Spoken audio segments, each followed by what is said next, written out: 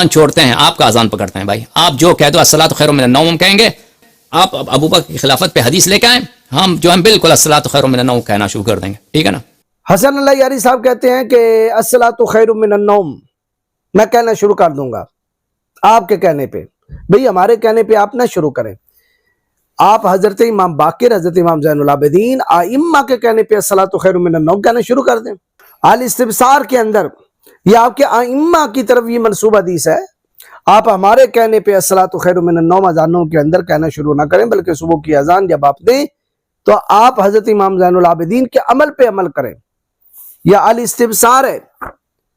ابو جعفر محمد بن حسن الطوسی اس نے لکھا، الحسین بن سعید وہ روایت کرتا ہے ان فدالہ سے، ان العلا وہ علا سے روایت کرتا ہے، ان محمد بن مسلم اور وہ محمد بن مسلم سے روایت کرتا ہے، ان ابی جعفر حضرت امام باقر سے. حضرت امام باقر علیہ السلام قال وہ فرماتے ہیں کہ کانا ابی یعنی میرے بابا حضرت امام زین العابدین ینادی، یہ کانا ینادی فعل ماضی استمراری کا صیغہ ہے، فی بیتی ہی وہ اپنے گھر میں اذان دیا کرتے تھے.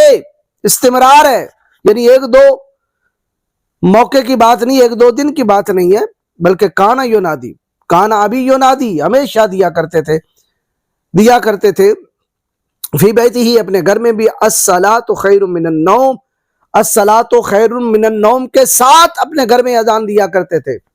اس سے پتہ چلا کہ نماز کے اندر الصلاۃ خیر من النوم پڑھنا یہ اہل سنت کا ہی طریقہ نہیں ہے، بلکہ اہل تشیع کی معتبر ترین کتاب جو ہے الاستبصار، جس کے بارے میں شیخ حسن اللہ یاری صاحب کہتے ہیں کہ الاستبصار کی ہر ایک روایت جو ہے یہ بالکل صحیح ہے.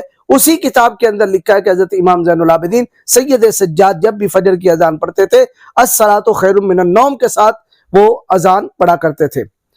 اور آگے حضرت امام باقر علیہ السلام کہتے ہیں وَلَوْ رَدَدْتَ ذَلِكَ لَمْ يَكُنْ بِهِ بَاسْ، اور اگر تو دہرائے ان کلمات کو یعنی الصلاۃ خیر من النوم الصلاۃ خیر من النوم دو بار، لم یکن بہ باس تو اس میں کوئی حرج نہیں ہے. ایک تو عمل بتایا امام زین العابدین کا، اور دوسرا تعلیم بھی دے رہے ہیں کہ تو بھی ایسا کر سکتا ہے. تو حسن اللہ یاری صاحب ہمارے کہنے پہ نماز کے اندر الصلاۃ خیر من النوم کا اضافہ نہ کریں، بلکہ امام زین العابدین کے عمل پہ عمل کریں اور حضرت امام باقر کے حکم پہ عمل کریں. اللہ تعالی ہمیں ائمہ اہل بیت کی تعلیمات کے مطابق عمل کرنے کی توفیق عطا فرمائے.